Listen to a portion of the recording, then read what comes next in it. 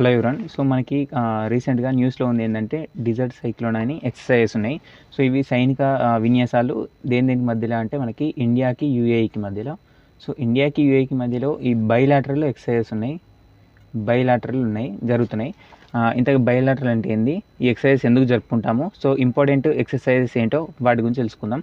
So first న్యూస్లో ఏమొచ్చింది మనకి, డిజర్ట్ సైక్లోన్ ఎక్సర్సైజెస్. సో ఏ రెండు దేశాల మధ్యలో అంటే ఇండియా అండ్ యూఏఈ. సో ఇవి సైనిక విన్యాసాలు. సో యాక్చువల్గా ఈ బైలాటరల్ అంటే ఏంటంటే, ఫస్ట్ ఏంటంటే ఒకటి డొమెస్టిక్ అంటాం.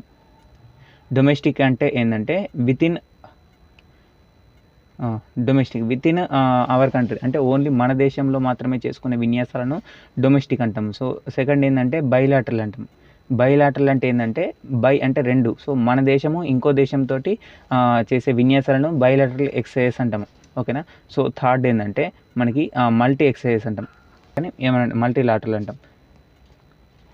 దీంట్లో ఏంటంటే మన దేశము ఒక్క దేశంతో కాక ఇంకా ఇతర చాలా దేశాలతో కలిసి విన్యాసాలు చేస్తాయి కదా, ఆర్మీ, నావీ, ఎయిర్ ఫోర్స్ ఏదైనా కానీ. సో వాటిని మనము మల్టీలాటరల్ అని అంటాము. యాక్చువల్గా ఈ విన్యాసాలు ఎందుకు చేస్తామంటే, మనము ఉమ్మడి వ్యూహాలు, అంటే ఆ దేశం మన దేశం కలిసి సో వారి యొక్క ఉమ్మడి వ్యూహాలు రూపొందించుకోవడం, అంతేకాకుండా యుద్ధ సన్నద్ధ, ఒకవేళ ఫ్యూచర్లో యుద్ధం వస్తే సో ఏ విధంగా ఎదుర్కోవచ్చు, అంతేకాకుండా ఆయుధాలు, వాళ్ళ ఆయుధాలు ఎలా ఉన్నాయి, సో మన యొక్క ఆయుధాలు కొత్త వెపన్స్ ఏం తీసుకొచ్చినాం, ఆయుధాలు ఏం తీసుకొచ్చినాం, అవన్నీ ప్రవేశపెట్టి సో మన సత్తా ఏందో నిరూపించుకోవడము సో ఈ విన్యాసాల యొక్క ఉద్దేశం అన్నట్టు. సో మరి దీంట్లో మెయిన్గా జరిగేది ఇంపార్టెంట్ ఏంది, కొన్ని అవసరం ఉన్న దగ్గర కోడ్తో గుర్తుంచుకోవచ్చు. సో లేని దగ్గరనేమో నేను డైరెక్ట్ చెప్తాను, అవి కంపల్సరీ గుర్తుంచుకోవాల్సిందే. ఓకేనా. సో ఫస్ట్ ఏంటంటే మనము ఇండియా నేపాల్ గురించి చూద్దాం. ఇండియా ప్లస్ నేపాల్ మధ్యలో సూర్యకిరణ్ ఎక్సర్సైజ్ జరుగుతాయి. సో అంతేకాకుండా మనకి ఇండియాకి శ్రీలంకకి, ఇండియా ప్లస్ శ్రీలంక, సో వీటి మధ్యలో ఏంటంటే మిత్రశక్తి అండ్ ఇంకోటి ఏంటంటే మనకి శ్రీనెక్స్ అంటాం. సో మిత్రశక్తి అనేదేమో ఆర్మీ.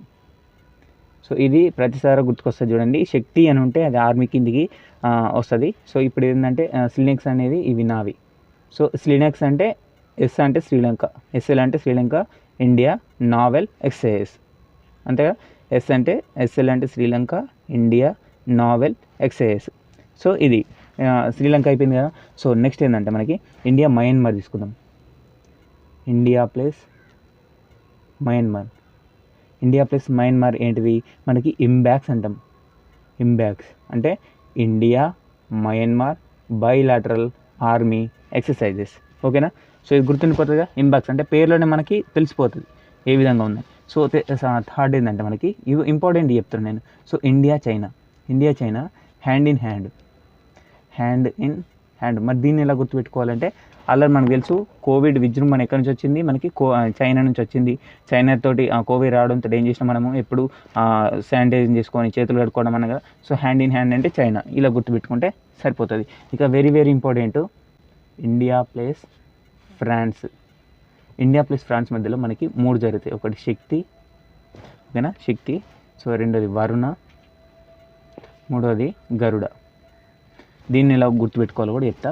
శక్తి అంటే ఏం చెప్పినా, ఎప్పుడైనా శక్తి అంటే బలవంతంగా ఉన్న వాళ్ళు ఆర్మీలో ఉంటారు, అంతే కదా, ఆర్మీ. ఇండియా ఫ్రాన్స్ మధ్యలో శక్తి అంటే ఆర్మీ. వరుణ అంటే ఏంది మనకి, వరుణుడు అంటే వర్షం కదా, సో నావీ. గరుడ అంటే పక్షి ఎగురుతుంది కదా, సో అంటే ఎయిర్ ఫోర్స్ విన్యాసాలు. సో మనకి ఇండియా ఫ్రాన్స్ మధ్యలో ఒకటి శక్తి, ఆర్మీ విన్యాసాలు అవి, వరుణ నావీ విన్యాసాలు, నావీ ఎక్సర్సైజెస్, గరుడ అంటే ఎయిర్ ఫోర్స్ ఎక్సర్సైజెస్. ఓకేనా. సో ఈ 3. ఆ తర్వాత ఏంటంటే ఇండియా ప్లస్ యూకే, ఇదొకటి గుర్తుపెట్టుకోండి, అజేయ వారియర్. సో ఇండియా యూఎస్ఏ, ఇది ఆల్రెడీ అడిగిండు. ఇండియా ప్లస్ యూఎస్ఏ యుద్ధ అభ్యాస్. కొంతమంది ఇంగ్లీష్లో చెప్పమంటారు. సో ఎలా చెప్పినా ఈ పేరు ఇప్పుడు యుద్ధాభ్యాస్ అనేది ఇంగ్లీష్లో అయితే చేంజ్ కాదు కదా, ఇంగ్లీష్లో రాస్తాం యుద్ధాభ్యాస్ అని, అంతే. సో కాబట్టి బోత్ లాంగ్వేజ్కి సేమ్ ఉంటుంది.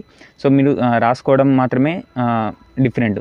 సో ఇండియా యూఎస్కి మధ్యలో ఒకటి యుద్ధాభ్యాసు, రెండోది వజ్రప్రహారు. ఇది వెరీ ఇంపార్టెంట్, వజ్రప్రహార్. సో ఇది. ఆ తర్వాత ఏంటంటే మనకి India plus Thailand. India plus Thailand మధ్యలో ఏముందంటే మనకి మైత్రి ఉంటుంది. ఇది కూడా వెరీ ఇంపార్టెంట్, మైత్రి. ఓకేనా, మైత్రి. ఇక last India plus Mongolia. India plus Mongolia nomadic elephant. Nomadic elephant. ఓకేనా. సో ఇది ఒకసారి గుర్తుపెట్టుకో. India plus Nepal Surya Kiran, India plus Sri Lanka అంటే మిత్రశక్తి, మిత్రశక్తి అంటే ఆర్మీ, ఆర్మీ నేషనల్, స్లినెక్స్ అంటే ఎస్ఎల్ అంటే శ్రీలంక, ఇండియా నావల్ ఎక్సైజ్. ఓకేనా. సో అది నావీ ఎక్సర్సైజ్. ఇండియా మయన్మార్ మధ్యలో ఇంబాక్స్.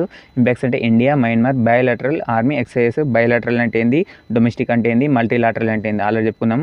ఇండియా ప్లస్ చైనా అంటే హ్యాండ్ ఇన్ హ్యాండ్. కోవిడ్ రావడం వల్ల మనం శానిటైజేషన్ చేసుకోవడం జరిగింది. సో మనకి కోవిడ్ రావడానికి కారణం చైనా కాబట్టి హ్యాండ్ ఇన్ హ్యాండ్ అంటే చైనా అని గుర్తుంటుంది. ఇండియా ఫ్రాన్స్ మధ్యలో శక్తి. శక్తి అంటే ఆర్మీ విన్యాసాలు, వరుణ అంటే నావీ విన్యాసాలు, గరుడ అంటే ఎయిర్ ఫోర్స్ విన్యాసాలు. సో ఇండియా ప్లస్ యూకే అంటే బ్రిటన్కి అజేయ వ్యారియర్ అంటాము. సో ఇండియా ప్లస్ యూఏకి మధ్యలో రెండు ఉన్నాయి, ఒకటి యుద్ధ అభ్యాసు, రెండోది వజ్రప్రహారు. సో ఇండియా థాయిలాండ్ మధ్యలో మైత్రి ఉంది, ఇది కూడా ఇంపార్టెంట్. సో లాస్ట్గా ఇండియా మంగోలియా మధ్యలో నొమాడిక్ ఎలిఫెంట్ అని ఉంది. సో మనకి ఈ న్యూస్లోకి రావడానికి కారణం ఏంది, సో ఇండియాకి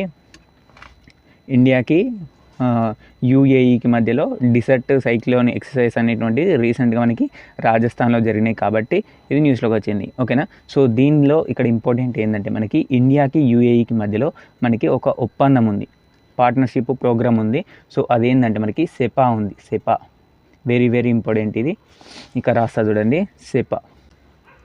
సెపా ఒప్పందము ఓన్లీ మనము 3 కంట్రీస్తో మాత్రమే ఉంది.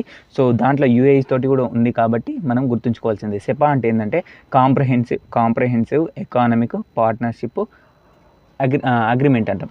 సో అంటే ఏంటంటే ఇది ఇప్పుడు ఏదైనా ఎగుమతులు మనం ఎగుమతులు చేసుకుంటాం కదా. సో అప్పుడు ఏంటంటే 80% తారీఫ్ ఉంటుంది అన్నమాట. అంటే తక్కువ ట్యాక్స్ తోటి మనమైతే ఎగుమతులు దిగుమతులు చేసుకోవచ్చు. సో ఈ సెపా ఒప్పందము ఇండియా ఒకటి యూఏఈ తోటి ఉంది, రెండోది జపాన్ తోటి ఉంది, మూడోది దక్షిణ కొరియా తోటి ఉంది. సో యూఏఈ న్యూస్లోకి రావడానికి కారణం డిసర్ట్ సైక్లోన్ ఎక్సర్సైజ్ జరిగినాయి కాబట్టి ఈ బైలాటరల్ ఎక్సర్సైజ్. సో ఎక్సర్సైజ్ మొత్తం జరిగినాం. సో ఇంకా యూఏఈ గురించి తెలుసుకోవాలంటే United Arab Emirates. Actually Emirates అంటే ఏంటంటే మనకు ఒక 7 ఎమిరేట్స్ కలిపి యూఏఈ అంటాము. అబుదాబి అని, దుబాయ్ అని, వీటన్నిటిని కలిపి మనము యూఏఈ అంటాము. ఇది యాక్చువల్గా 1971లో మనకి ఏర్పడ్డది. దీని యొక్క రాజధాని అబుదాబి. మనకి ఈ ఎస్ఎస్సి కానీ, ఆర్పిఎఫ్ కానీ, ఆర్ఆర్బి కానీ, సో దీంట్లో మనకి క్యాపిటల్స్ అంటే కంట్రీస్ యొక్క క్యాపిటల్స్ కూడా డెఫినెట్గా అడుగుతారు. సో ఇక్కడ ఏంటంటే మనకి 30% భారతీయులే మనకి ఎక్కువ ఎక్కడ ఉన్నారంటే దుబాయ్లోనే ఉన్నారు, యూఏఈలో. అంటే సుమారు 70 లక్షల మంది ఉన్నారు. ఓకే, ఈ డాటా మనకి ఏం అవసరం లేదు కానీ సో అబుదాబి గుర్తుంచుకొని, ఈ డిసర్ట్ సైక్లోన్ అనే ఎక్సర్సైజ్ గుర్తుంచుకొని, సో ఈ డాటా గుర్తుంచుకోవడానికి ట్రై చేయండి. ఓకేనా. సో ఇది ఈరోజు అయితే వీడియో. మీకు నచ్చితే లైక్ చేయండి, ఇంకేమైనా డౌట్ ఉంటే కమెంట్ చేయండి. సో ఇంట్లో ఏమైనా మిస్టేక్ ఉన్నా కమెంట్ చేయండి. ఏం మిస్టేక్ లేదు, ఆల్మోస్ట్ అంతా. సో మీకు ఇది అయితే ఈరోజు video. Thank you for watching. Have a nice day.